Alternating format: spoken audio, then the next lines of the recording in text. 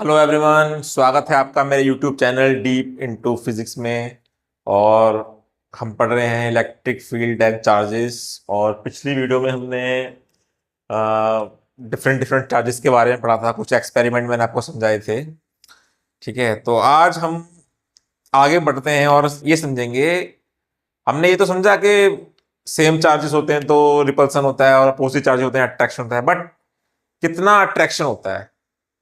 अगर मैं चार्जेस को इतना बढ़ा दूं तो कितना अट्रैक्शन होगा, दूरी इतनी कर दूं तो कितना रिपल्सन होगा। मतलब थोड़ा सा क्वांटिटेटिव समझेंगे। ठीक है, थोड़ा उसको मेजर करेंगे। ठीक है, तो कैसे इसको मैथमेटिकली एक्सप्रेस किया जाए, कुछ इस तरह से समझेंगे आज हम। मतलब कूलम्स लॉ में ये समझाया गया तो वो हम समझेंगे आज। ठीक है, तो उससे पहले कुछ थोड़ा बेसिक प्रॉपर्टीज है चार्जेस की, वो समझ लेते हैं, फिर उसके बाद कूलम लॉ समझेंगे। Basic properties of electric charges।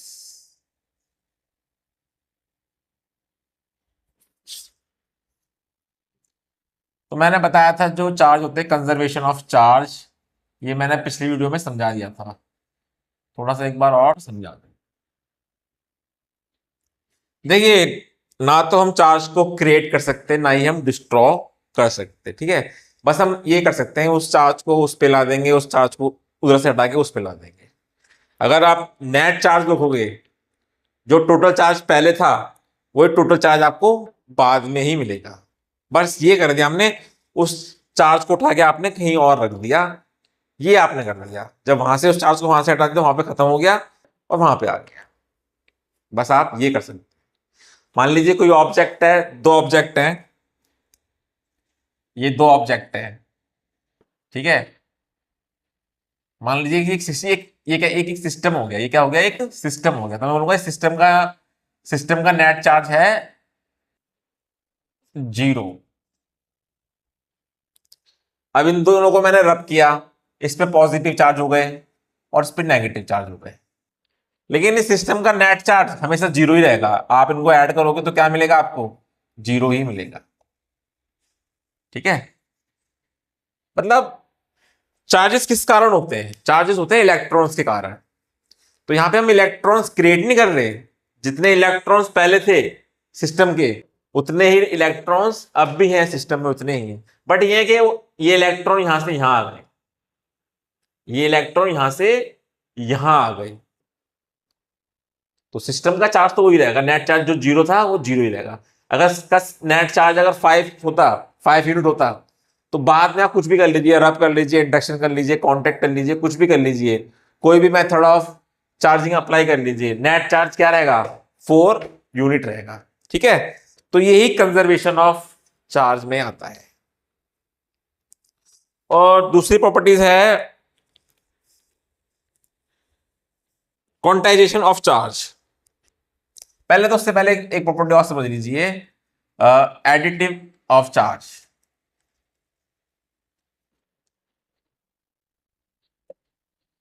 ये मतलब इसका पिछली वीडियो में इसका भी आइडिया हो गया होगा। चार्ज को जब हम ऐड करते हैं, इट्स लाइक अ स्केलर। जैसे मास को ऐड करते हैं ना, जैसे कि 5 kg मास रखा है आपने, और मास इसमें ऐड कर दिया 2 kg, तो इजीली क्या हो जाएगा? 7 kg। तो चार्ज भी स्केलर क्वांटिटी की तरह ऐड किया जाता है। जैसे कि मान लीजिए 5 + 5 यूनिट चार्ज है। ठीक है, आपने और उसमें ऐड कर दिया 5 यूनिट चार्ज, तो क्या हो जाएगा? ये 10 यूनिट चार्ज हो जाएगा। ठीक है, बट मास में जो है नेगेटिव मास, सॉरी, मास में जो है नेगेटिव क्वांटिटी नहीं होती। मास जो है नेगेटिव में नहीं होता। ठीक है, नेगेटिव में नहीं होता, लेकिन चार्जेस जो है वो नेगेटिव में भी होता है। ठीक है, चार्जेस जो है नेगेटिव में भी होता है। ठीक है, अगर मान लीजिए +2 चार्जेस है और -2 चार्जेस है, तो क्या नेट चार्जेस क्या होगा? 0 होगा। ठीक है, और चार्जेस का कोई डायरेक्शन नहीं होता, ये एक स्केलर क्वांटिटी है, जैसे मास एक स्केलर क्वांटिटी है, ये है। और तीसरी प्रॉपर्टीज है क्वांटाइजेशन ऑफ चार्ज।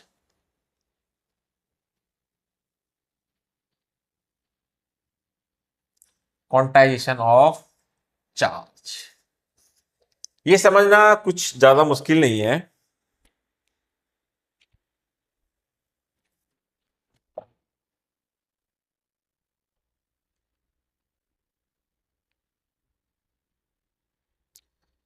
इसको समझते हैं हम, एक एग्जांपल से समझते हैं, आपको समझ में आ जाएगा। मान लीजिए एक टॉफी की, खाने वाली जो टॉफी होती है उसकी एक फैक्ट्री है। ठीक है, तो ये मान लीजिए कुछ बैग रखे हैं, प्लास्टिक बैग। ठीक है, ये छोटे बड़े प्लास्टिक बैग रखे हुए हैं। ठीक है, कोई बड़ा है कोई छोटा है, इनमें क्या है, टॉफियां हैं। क्या है इनमें, टॉफियां। काफी सारी टॉफी है इसमें। इसमें भी टॉफी है, इसमें भी टॉफी है। ठीक है, ये सब टॉफी है, सब सेम सेम आइडेंटिकल टॉफी है। सॉरी, ये फिगर जो है गलत बन रहा है, लेकिन टॉफी क्या है, सेम है। ऑल टॉफी के आर आइडेंटिकल है, मतलब सेम है। ठीक है, और हर एक टॉफी का जो मास है वो है 3 ग्राम। ठीक है, हर टॉफी का मास क्या है, 3 ग्राम। तो देखिए, अब मैं पूछता हूं इस बैग का मास क्या है। मान लीजिए ये प्लास्टिक बैग है, ये इसका मास, प्लास्टिक बैग का मास जो है नेग्लिजिबल है, नेग्लिजिबल है। प्लास्टिक का मास नेग्लिजिबल है। ठीक है, तो मैं बोलता हूं इस बैग का मास क्या होगा, इसका मास क्या होगा, इसका मास क्या होगा, इसका मास क्या होगा, इसका मास क्या होगा। ठीक है, और एक टॉफी का मास है 3 ग्राम। तो मुझे इनका मास तो पता नहीं, लेकिन मुझे इतना जरूर पता है, इसका जो भी मास होगा वो 3 का मल्टीपल होगा। इसका जो मास होगा वो 3 का मल्टीपल होगा। ठीक है, इस बैग का जो मास होगा वो भी क्या होगा, इसका मास भी क्या होगा, 3 का मल्टीपल होगा। और इस बैग का मास क्या होगा, इस बैग का मास भी क्या होगा, 3 का मल्टीपल होगा। इस बैग का मास भी क्या होगा, 3 का मल्टीपल होगा। इस बैग का मास भी क्या होगा, 3 का मल्टीपल होगा। है ना, क्योंकि प्लास्टिक का मास तो जो जिस बैग में, जो बैग प्लास्टिक का बैग है ना ये, और प्लास्टिक का बैग का मास क्या है, नेग्लिजिबल है। 3 का मल्टीपल क्यों होगा, क्योंकि एक टॉफी का मास जो है 3 ग्राम है। मान लीजिए इसमें 1000 टॉफी है, इस बैग में 1000 टॉफी है, तो इस बैग का मास क्या हो गया, 3 × 1000, 3000 ग्राम। ठीक है, और मान लीजिए इसमें 20 टॉफी है, तो उसका मास क्या हो गया, 3 × 20, 60 ग्राम। क्योंकि जब एक टॉफी का मास 3 ग्राम है, तो 20 टॉफी का मास कितना हो जाएगा, 60 ग्राम। ठीक है, मान लीजिए इसमें 100 टॉफी है, तो इसका मास कितना हो जाएगा, 300 ग्राम। मान लीजिए इसमें 40 टॉफी है, तो उसका मास कितना हो जाएगा, 120 ग्राम। ठीक है, इसमें मान लीजिए 200 टॉफी है, इसका मास हो जाएगा 600 ग्राम। मतलब ऑल आर क्या है, इंटीग्रल, ये ऑल आर मल्टीपल ऑफ 3 है। ये सभी क्या है, मल्टीपल ऑफ 3 है, मल्टीपल ऑफ 3 है। क्योंकि सब जो उसकी सबसे बेसिक क्वांटिटी है वो 3 ग्राम की है। सबसे बेसिक क्वांटिटी क्या है, वो 3 ग्राम की है। सेम इसी को हम कहते हैं क्वांटाइजेशन ऑफ चार्ज। फिजिक्स में क्वांटाइजेशन आपको और भी जगह मिलेंगे। ठीक है, कंसेप्ट यही रहता है क्वांटाइजेशन ऑफ चार्ज का।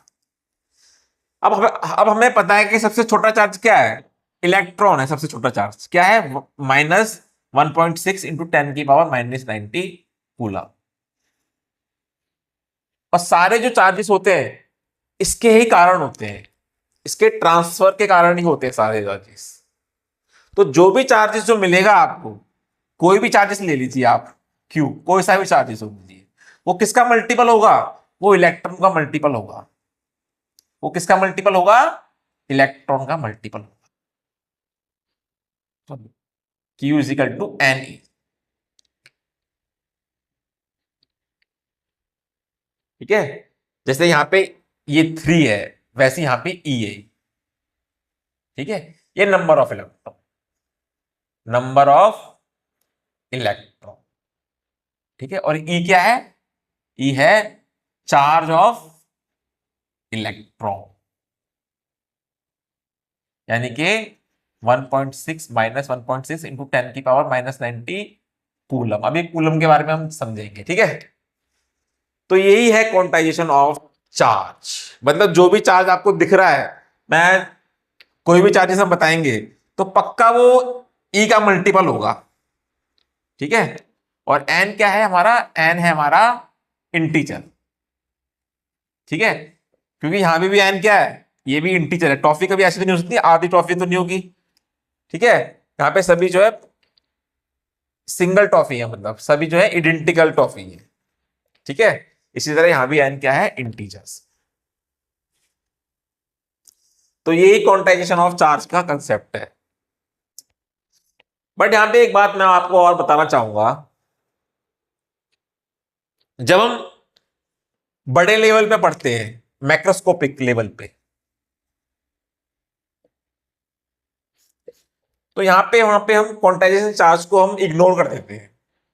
क्वांटाइजेशन ऑफ चार्ज को हम इग्नोर कर देते हैं, क्योंककि देखिए इलेक्ट्रॉन का चार्जेस भी अगर आप देखते हैं 1.6 इंटू 10⁻⁻90, जो कि बहुत ज्यादा छोटा है।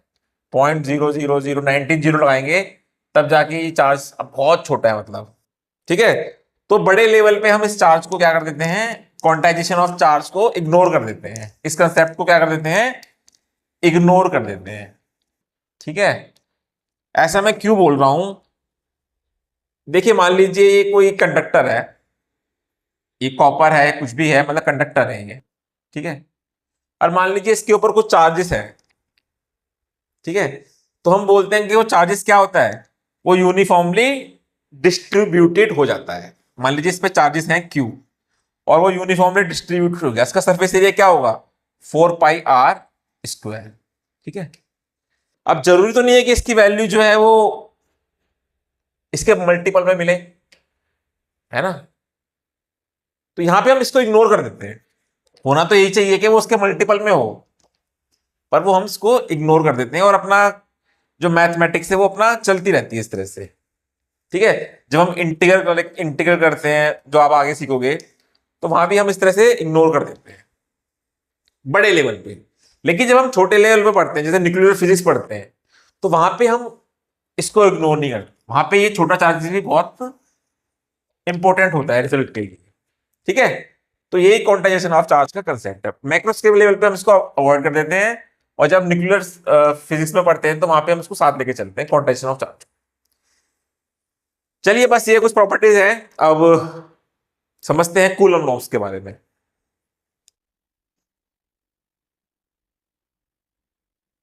कूलम्स लॉ, ठीक है। मान लीजिए दो चार्जेस हैं, QA और QB, ठीक है। अब ये दोनों पॉजिटिव भी हो सकते हैं, नेगेटिव भी हो सकते हैं, ठीक है। अगर दोनों पॉजिटिव होंगे तो रिपल्सन होगा, ठीक है। अगर अपोजिट होंगे तो अट्रैक्शन होगा, ठीक है। वो अभी हम उसके बारे में बात नहीं कर रहे हैं, ठीक है। अभी हम डायरेक्शन के बारे में बात नहीं कर रहे, हम बात कर रहे हैं सिर्फ मैग्नीट्यूड के बारे में, ठीक है। फोर्स के मैग्नीट्यूड के बारे में बात कर रहे हैं, चाहे रिपल्सन हो अट्रैक्शन हो, उससे अभी हम बात नहीं कर रहे।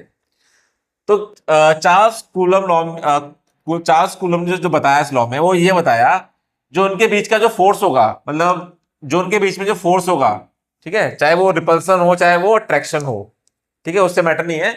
जो उनके बीच का जो फोर्स होगा वो किसके प्रोपोर्शन होगा, इन दोनों के प्रोडक्ट्स के,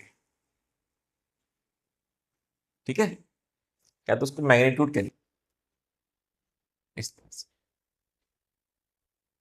अभी यहां पे हम सिर्फ मैग्नीट्यूड की बात कर रहे हैं, अभी हम मैग्नीट्यूड की बात कर रहे हैं, ठीक है। मतलब ये जितना ज्यादा होगा उतना ज्यादा फोर्स होगा, ठीक है, ओब्वियसली बात है। और मान लीजिए इनके बीच में जो डिस्टेंस है वो डिस्टेंस है R, ठीक है। और जो ये फोर्स होगा ये इनवर्सली प्रोपोर्शनल होगा square of distance between them, ठीक है। इनवर्सली प्रोपोर्शनल होगा इनके इनके बीच में जो डिस्टेंस होगा उसका square of distance between them inversely proportional. मतलब हल्का सा अगर आप डिस्टेंस बढ़ाएंगे, अगर आपने हल्का सा डिस्टेंस बढ़ाया तो फोर्स जो है 1/r² कम हो जाएगा, मतलब इनवर्सली। इसका मतलब ये होगा, ठीक है। और इसको जब आप कंबाइन लिखेंगे तो इस तरह से Q1/Q2/r², ठीक है। तो F इजिकल टू, इसकी जगह कांस्टेंट आ जाएगा K, Q1/Q2/r²। तो ये जो है ये है कूलम्ब्स लॉ, ठीक है। चलिए ये तो समझ में आ गया, लेकिन सवाल यहां पे ये उठता है कि आखिर सवाल ये उठता है, how did Charles coulomb arrive at this law. एक क्वेश्चन ये उठता है, ठीक है। क्योंकि देखिए उस टाइम चार्ज जो है वो मेजरेबल नहीं थे, चार्जेस जो मेजरेबल नहीं थे कि वो बारी बारी चार्ज को लाके रखते कि जब इतना चार्ज था तो फोर्स इतना हो गया, जब इतना चार्ज था तो फोर्स इतना हो गया। तो उस टाइम तो चार्ज मेजरेबल नहीं थे, तो किस आधार पे उन्होंने ये लॉ दिया? उन्होंने काम क्या करा, उन्होंने काम ये करा, उन्होंने लिए मेटेलिक स्फीयर्स, इस तरह के मेटेलिक स्फीयर्स लिए।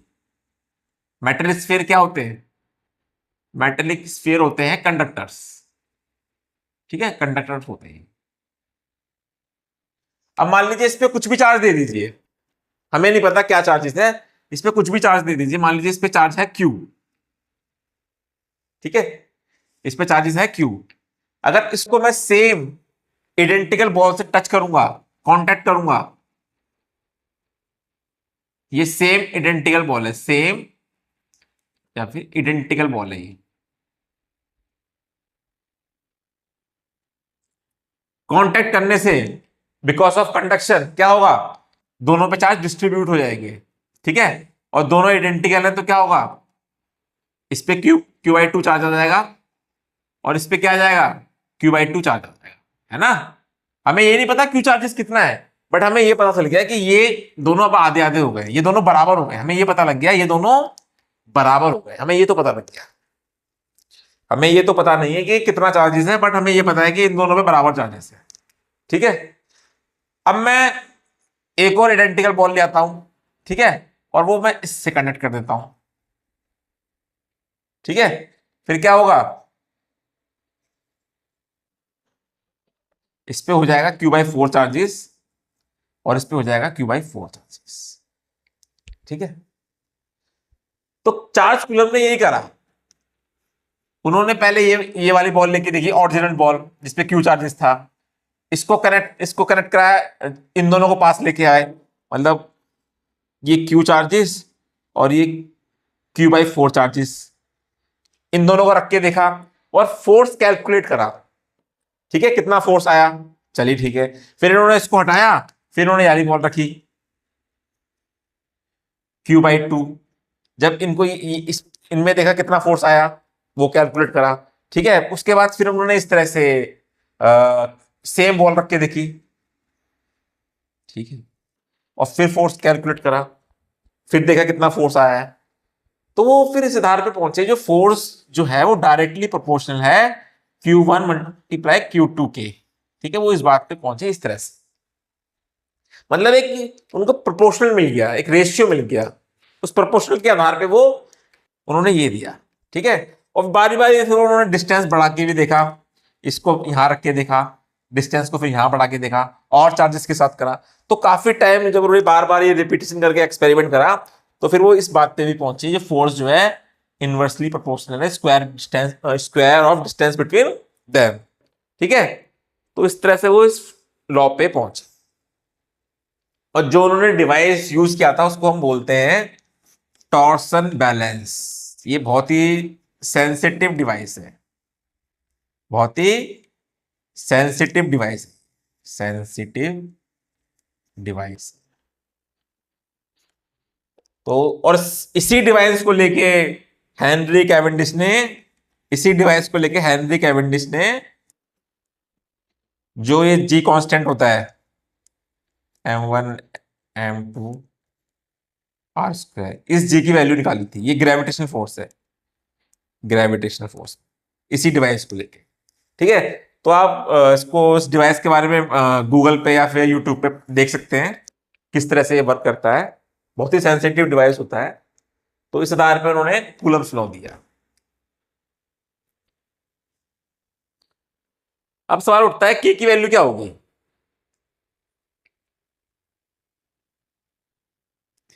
के की वैल्यू यहां पे हम कुछ भी रख सकते हैं।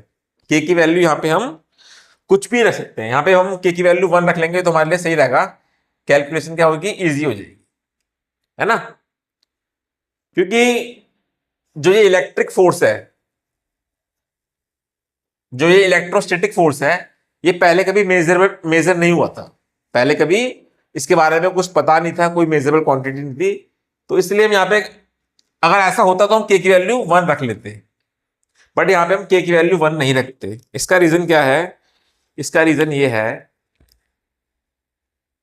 बट यहां पे हम जो है के की वैल्यू 1 नहीं लेते। इसका रीजन जो है वो ये है कि इसको एसआई यूनिट के अकॉर्डिंग इसको मैच करना होता है। क्योंकि अगर आप इलेक्ट्रिक करंट की डिफिनेशन देखेंगे ना, इलेक्ट्रिक करंट की डिफिनेशन जो कि हम नेक्स्ट टू नेक्स्ट चैप्टर में पढ़ेंगे, इलेक्ट्रिक करंट की डिफिनेशन जो कि ये बताती है जिस वायर में मान लीजिए अगर 1 एम्पियर का करंट है, मान लीजिए किसी वायर में 1 एम्पियर का करंट है फॉर 1 सेकेंड, तो उसमें जो चार्ज फ्लो हो रहे हैं वो है 1 कूलम। उसमें चार्ज फ्लो हो रहे हैं वो है 1 कूलम। ठीक है, अगर मान लीजिए वो चार्ज मैं यहां रख के देखता हूं, ठीक है, जो कि रिस्पॉन्सिबल किसके लिए है, 1 एम्पियर करंट के लिए रिस्पॉन्सिबल है फॉर 1 सेकेंड के लिए। ठीक है, वो सेम चार्जेस अगर मैं यहां रखता हूं तो मुझे जो फोर्स मिल रहा है वो फोर्स मिल रहा है मुझे 9 इंटू 10⁹ और जो डिस्टेंस में मैं रख रहा हूं 1 मीटर। ठीक है, तो मुझे फोर्स कितना मिल रहा है, 9 इंटू 10⁹ यानी कि 1 इंटू 1/1 का स्क्वायर। तो इसके अकॉर्डिंग जो के की वैल्यू जो आ गई वो आ गई 9 इंटू 10⁹, ताकि इस डिफिनेशन से भी मैच हो जाए, इस डिफिनेशन से भी मैच हो जाए। ठीक है, के की वैल्यू जो है 9 इंटू 10⁹ आ गई। तो कहने का मतलब है अगर आप 1 कूलम के दो चार्जेस हैं 1 मीटर दूरी पे, तो आपको कितना फोर्स मिलेगा,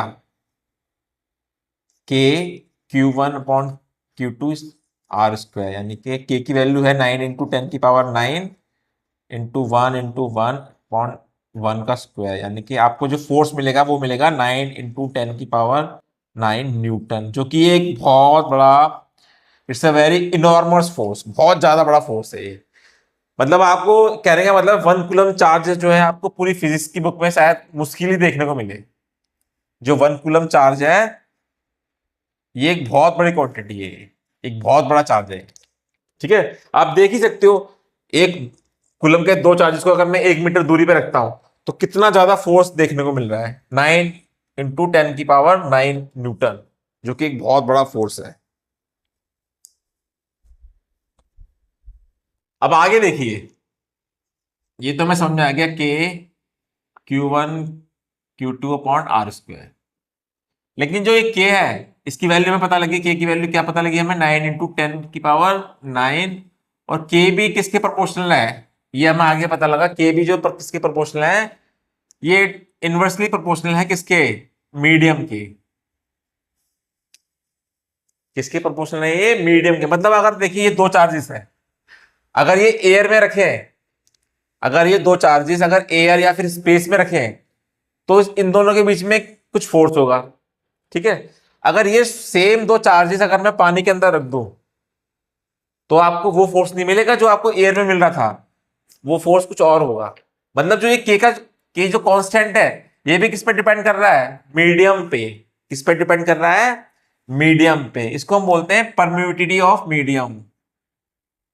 परमिविटी ऑफ मीडियम। ठीक है, तो ये इस पे डिपेंड कर रहा है। ठीक है, यानी कि K इज इक्वल टू है 1/4 पाई एप्सिलॉन नॉट। ठीक है, ये कैसे आया ये आपको बाद में पता लगेगा। तो K is equal to 4 pi epsilon naught. अगर हम यहां पुट कर देंगे F is equal to K की वैल्यू हम पुट करेंगे 1/4 pi epsilon naught Q1, sorry sorry, ये 4 पाई E ही रहेगा, है ना, जैसे कि ये Q1/2 R²। ठीक है, ये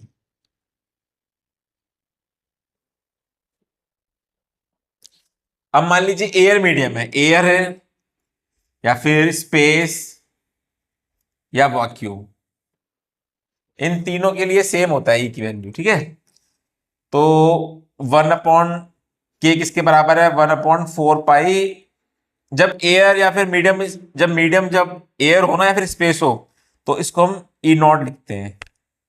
ठीक है, ई नॉट क्या होता है, परमिविटी ऑफ एयर या फिर स्पेस या फिर वैक्यूम। ठीक है, इसके केस इन इस मीडियम के लिए हम ई नॉट लिख देते हैं। ठीक है, तो ये किसके बराबर है, 9 × 10⁹ की। तो यहां से आप ई नॉट की वैल्यू निकाल सकते हैं, जो कि आएगी 8.85 × 10⁻⁻। ठीक है, तो कहने का मतलब है, अगर मान लीजिए मीडियम को मैं, ये दो चार्जेस जो एयर की जगह है पानी के अंदर है, वाटर के अंदर है, तो आपको जो फोर्स मिलेगा ना वो 80 टाइम्स कम मिलेगा। फोर्स जो है 80 टाइम्स कम मिलेगा। तो कहने का मतलब है जो ई नॉट की जो वैल्यू है वाटर के लिए, फॉर वाटर, वो 80 टाइम्स ज्यादा होगी ई नॉट, है ना। तभी तो फोर्स जो है 80 टाइम्स कम मिलेगा पानी के अंदर। ठीक है, 80 क्या है, इसको हम बोलते हैं रिलेटिव परमिटिविटी। अब मैं 80 को ऐसे लिखता हूं, ठीक है, equal to E upon E naught, इसको हम बोलेंगे रिलेटिव परमिटिविटी। रिलेटिव परमिटिविटी मतलब एक तरह से आइडिया दे रहा है कितने गुना कितना ज्यादा है। ठीक है, तो इसको हम लिखेंगे E R equal to E medium E epsilon. तो हम कंपेयर करते हैं, किससे कंपेयर करते हैं, हमेशा इससे कंपेयर किया जाता है, ई नॉट से कंपेयर किया जाता है। ठीक है, तो एयर और स्पेस के जो हम एयर की एयर की रिलेटिव परमिटिविटी क्या है ऑफ एयर या फिर स्पेस या फिर वैक्यूम, वो है 1। ठीक है, यहां पे अगर मैं ई नॉट लिख दूंगा तो 1 ही तो आएगा, समझे।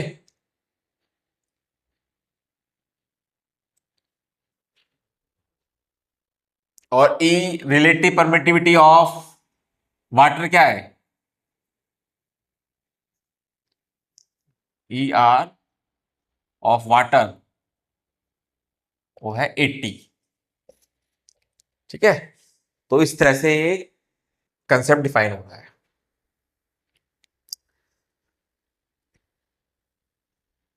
तो इस पे थोड़ा सा ध्यान दीजिए, इस पे थोड़ा सा सोचिए इसके ऊपर। ठीक है, तो आपको क्लियर हो जाएगा ये। और चलिए, अभी तो हम बात कर रहे थे कूलम्स लॉ के बारे में, कैसे कूलम्स लॉ आया। और अभी तक हमने बात की मैग्नीट्यूड के बारे में, लेकिन हमें पता है कि फोर्स क्या है, फोर्स एक वेक्टर क्वांटिटी है। ठीक है, तो चलिए अब कूलम्स लॉ को हम लिखते हैं वेक्टर नोटेशन में। ठीक है,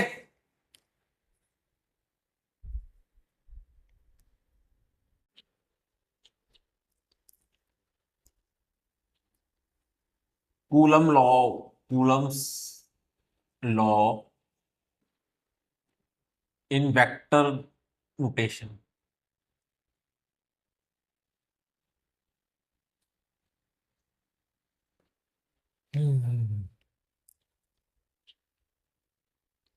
चलिए, दो चार्जेस हैं, इसे मान लीजिए आप Q1, और एक चार्जेस है ये Q2। ठीक है, तो अब हमें के बीच का फोर्स निकालना है, बट इन वेक्टर नोटेशन, मतलब डायरेक्शन भी हमें कंसीडर करना पड़ेगा। तो अभी तक अभी हमने जो है मैग्नीट्यूड पे बात कर रहे थे, अब जो है डायरेक्शन भी कंसीडर करेंगे हम। ठीक है, तो इसको हम किस में लेंगे, कोऑर्डिनेट्स में लेंगे।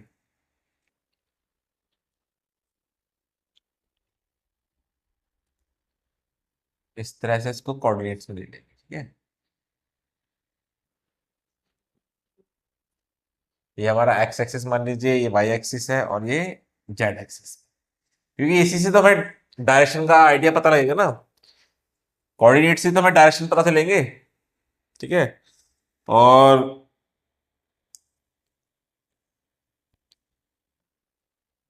मान लीजिए ये जिस पोजीशन पे है, ये पोजीशन पोजीशन वेक्टर से इधर, ये आप पढ़ेंगे क्लास 11th में पढ़ेंगे वेक्टर मैथमेटिक्स में। ठीक है, तो इसे हम बोलते हैं पोजीशन वेक्टर, मतलब इसकी पोजीशन ये यहां से, ये रेफरेंस पॉइंट ओ से इसकी पोजीशन ये है R1 वेक्टर। ठीक है, और इसकी पोजीशन क्या है, ये है R2 वेक्टर।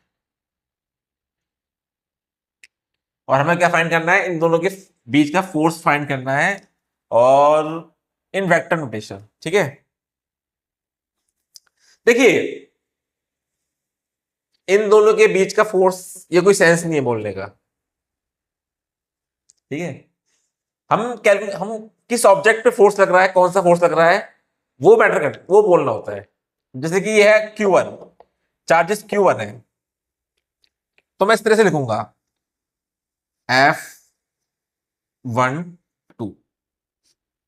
इसका मतलब हुआ force on charge, charge Q1। इस पे कितना फोर्स लग रहा है, force on charge on Q1 due to Q2। ठीक है, तो उसको वेक्टर फॉर्म में लिखूंगा मैं, एफ फोर्स। ठीक है, इसका मतलब, और 1/4 पाई एप्सिलॉन नॉट Q1/Q2, और इन दोनों के बीच का डिस्टेंस ये रहा। ठीक है, ये डिस्टेंस। तो और ये जो है ना, ये डिस्प्लेसमेंट वेक्टर भी है। चलिए इसको बस इस तरह समझिए, ये इसको मैं ऐसे लिख दूंगा R12। ठीक है, ये मैग्नीट्यूड है। R12 क्या है, यहां से लेके यहां तक का डिस्प्लेसमेंट का मैग्नीट्यूड है ये। ठीक है, ये डिस्टेंस समझ लीजिए, और यहां पे हम लगाएंगे डायरेक्शन। इस पे फोर्स कितना लग रहा है, इस पे फोर्स तो इतना लग रहा है, Q1 पर फोर्स कितना लग रहा है, इतना फोर्स लग रहा है, इतना मैग्नीट्यूड का फोर्स लग रहा है। उस फोर्स का डायरेक्शन क्या है, उस फोर्स का डायरेक्शन है ये डायरेक्शन। ठीक है, तो आर रूफ,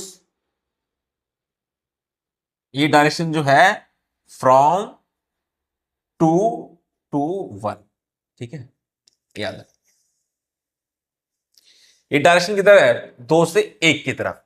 मतलब Q1 पे कितना फोर्स लग रहा है, इतना मैग्नीट्यूड का फोर्स लग रहा है, और उस फोर्स का डायरेक्शन क्या है, उस फोर्स का डायरेक्शन है ऐसे 2 से 1 की तरफ। ठीक है, थोड़ा सा और समझा देता हूं ये किस तरह से आया। देखिए ये पोजीशन वेक्टर है R1, ये पोजीशन वेक्टर है R2। ठीक है, तो R12 जो वेक्टर होगा, वो होगा R1, sorry R2 minus R1।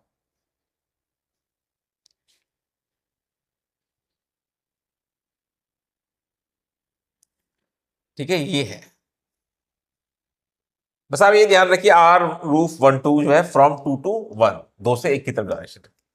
Similarly आप यहां पे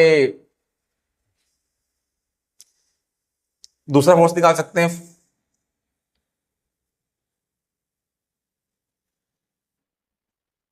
अब ये देखिए, अब इस वाले चार्ज पे force on charge Q2 due to Q1।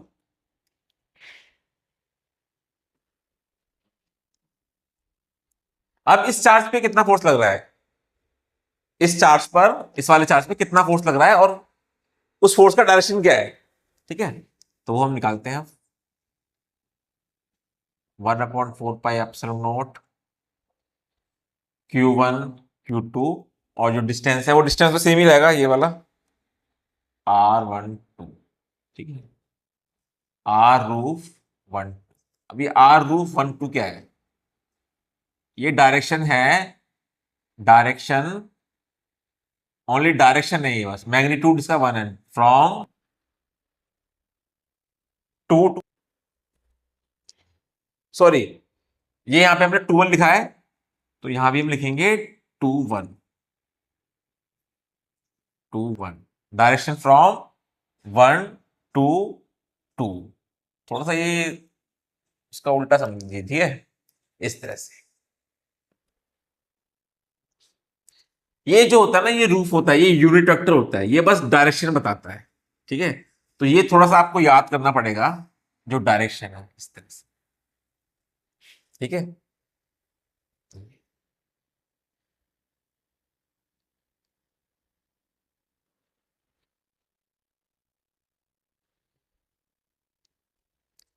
ठीक है, ये तो सिंपल है। 2 1, यहाँ भी 2 1, वैसे यहाँ पे कुछ भी लिख सकते हैं, ये बस मैग्नीट्यूड है। ठीक है, तो आप लेकिन याद करने के तरीके से, ये 2 1, ये भी 2 1, ये भी 2 1। ठीक है, ये 1 2, ये भी 1 2, ये भी 1 2। ठीक है, ये तो बस मैग्नीट्यूड है, तो इससे कोई मतलब नहीं होता कि आप क्या लिख रहे हैं। तो ये थोड़ा सा याद करना पड़ेगा आपको, ये डायरेक्शन जो है। अगर आप ध्यान से देखेंगे, ये R12 रूफ, जो कि अपोजिट है किसके, R21 के। इसका मतलब क्या हुआ, F12 वेक्टर फोर्स जो है वो इक्वल एंड अपोजिट है, इक्वल एंड अपोजिट है। ठीक है, ये नेगेटिव है, तो इससे न्यूटन का लॉ भी प्रूफ हो जाता है, क्योंकि जो फोर्स ये इसको लगा रहा है, वही फोर्स अपोजिट फोर्स उसको लगा रहा है। ठीक है, इस तरह से।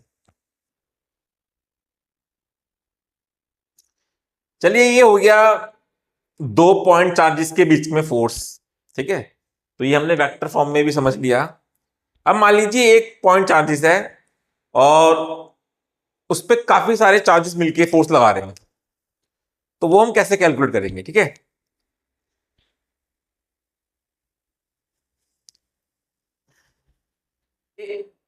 एक पॉइंट चार्जेस है और उसके आसपास काफी सारे पॉइंट चार्जेस रखे हुए हैं, तो उस पॉइंट चार्जेस पे कितना फोर्स लग रहा होगा। तो वो अब हम समझते हैं। जैसे कि मान लीजिए, ये पहले तो कोऑर्डिनेट लेंगे, क्योंकि हम स्टडी कर रहे हैं वेक्टर फॉर्म में। वैसे जरूरी नहीं है कि जब रफली फिगर बनाते हैं तो हम ये सिंपल इस तरह से लिख देते हैं, ओ, ये बनाने की जरूरत नहीं है, बट मैं आपको समझाने के लिए थोड़ा सा बना रहा हूं इसलिए। मान लीजिए चार्जेस है ये Q1, ये चार्जेस है Q2, ये चार्जेस है Q3, और इस तरह से काफी सारे चार्जेस हैं, QN चार्जेस हैं।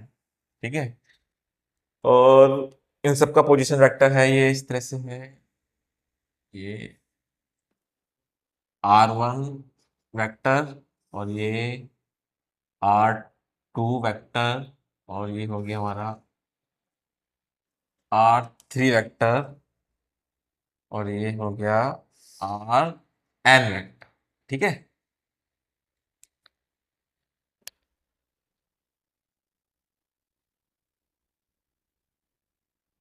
Q1। ठीक है,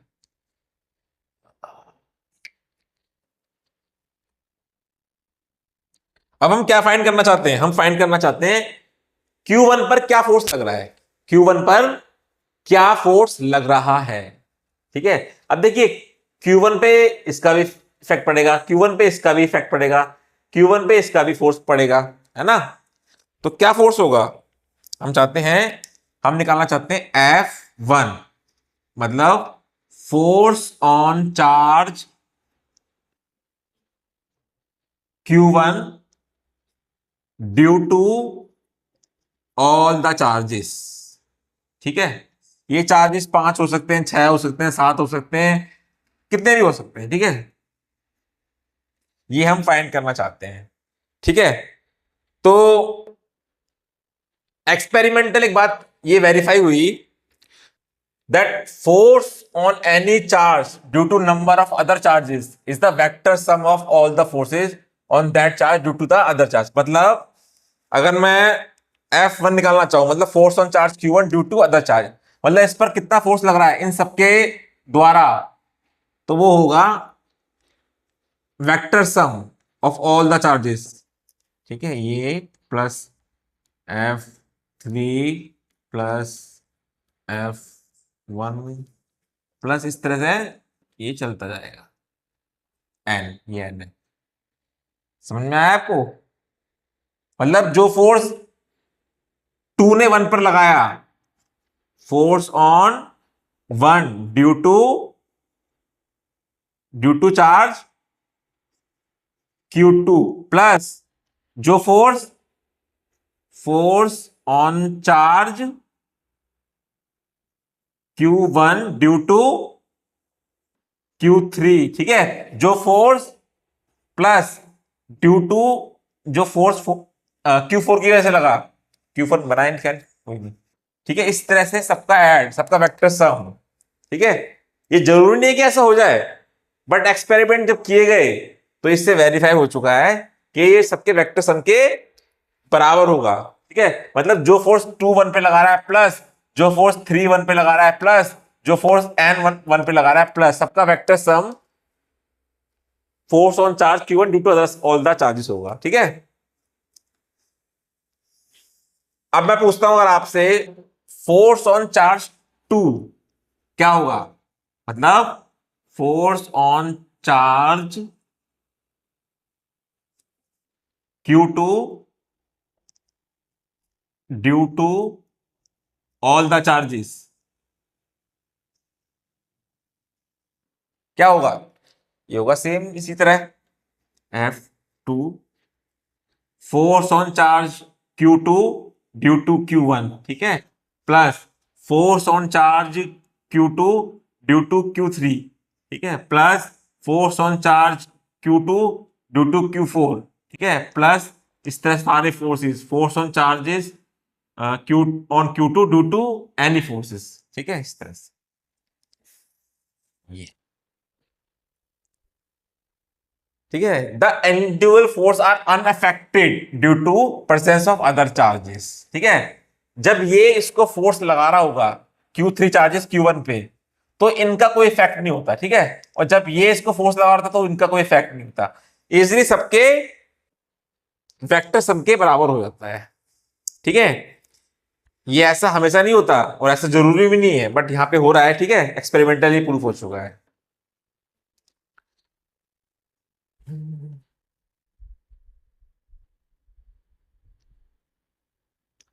चलिए इस वीडियो को मैं यहीं पे खत्म करता हूं, और आप जरूर कूलम स्लो पे क्वेश्चन कीजिएगा, क्योंकि आपको लग रहा होगा थोड़ा आसान है ये, लेकिन बात पता कहां पड़ती है? बात पड़ती है डायरेक्शन की, जो मैंने इससे पिछले में स्लाइड में लिखवाया है। डायरेक्शन की जो, वो आप ध्यान से एक बार उसको खुद करके देखिए। ठीक है, ये लगता तो है बहुत आसान लो है आसान, बट वो डायरेक्शन जो मैंने आपको लिखवाया है उसको ध्यान से खुद करने की कोशिश कीजिए आप। ठीक है, और उस पर कुछ न्यूमेरिकल करके करने की कोशिश करें आप। ठीक है, चलिए नेक्स्ट वीडियो में हम पढ़ेंगे इलेक्ट्रिक। बात बताना भूल गया,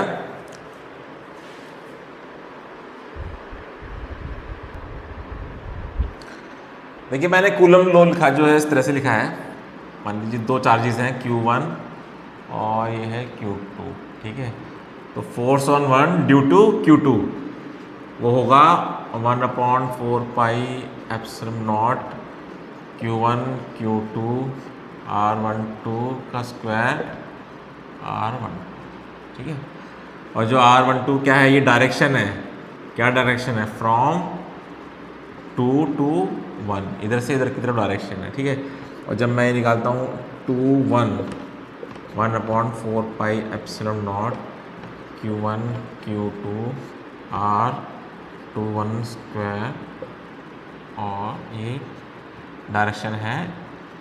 ठीक है, और ये R21 जो डायरेक्शन है ये है फ्रॉम 1 to 2। मैं यहाँ पे बताना भूल गया, ये फोर्स जो है साइन पे भी तो डिपेंड करेगा, है ना। आपके हमने क्वेश्चन भी हो सकता है जब ये दोनों माइनस हों तब भी ये इक्वेशन होगी, क्या ये दोनों प्लस हों तब भी ये इक्वेशन होगी, या फिर एक प्लस या एक माइनस हो तब भी ये इक्वेशन होगी। हाँ, साइन चाहे कुछ भी हो हमेशा ये इक्वेशन रहेगी।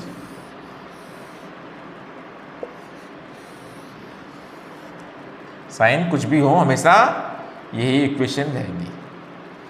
इसका रीज़न क्या है, मान लीजिए अगर दोनों चार्ज पॉजिटिव हैं, ठीक है, तो आप खुद देख सकते हैं जब आप इस पे जो फोर्स लग रहा है, force on Q1 due to Q2 ये वाला है, तो ये ऑब्जेक्ट इस पे किस तरह से फोर्स लग रहा है, इधर इधर की तरफ, है ना, 2 to 1, ठीक है ना, ये तो सब समझ में आ गया। और मान लीजिए जब दोनों नेगेटिव हों, ये दोनों नेगेटिव हैं, तब भी देखिए ये इक्वेशन वर्क कर रही है ना।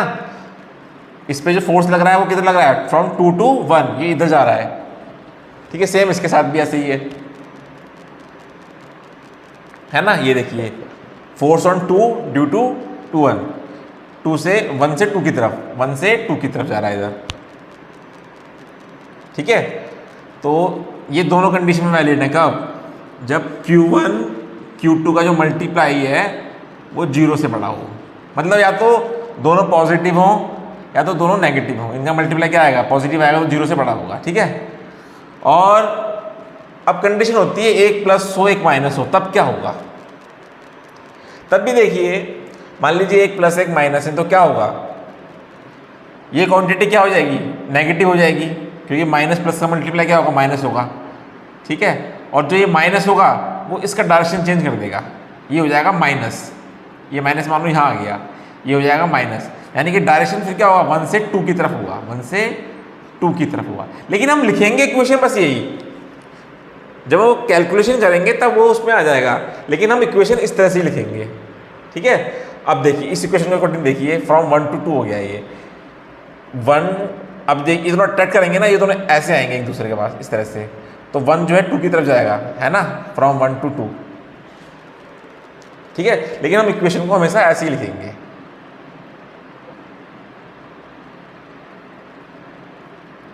फ्रॉम 2 to 1, ठीक है। वो जब कैलकुलेशन करेंगे तो ये नेगेटिव बन जाएगा, इनका प्रोडक्ट जब ये नेगेटिव बन जाएगा तो वो उसका साइन अपोजिट कर देगा, ठीक है। सेम यहाँ पे भी, इस वाले पे भी, ये इधर की तरफ जाएगा, तो जब ये दोनों नेगेटिव बन जाएंगे तो इसका साइन नेगेटिव कर देंगे, मतलब इसका डायरेक्शन चेंज कर देंगे, फिर ये 2 to 1 हो जाएगा, 2 to 1 हो जाएगा, ठीक है। बट हम इक्वेशन बस यही लिखते हैं, ठीक है। तो ये इक्वेशन जो है दोनों केसेस में वैलिड है, इसमें भी वैलिड है और ये इक्वेशन इसमें भी वैलिड है, Q1 Q2 सब 0 से छोटे, ठीक है।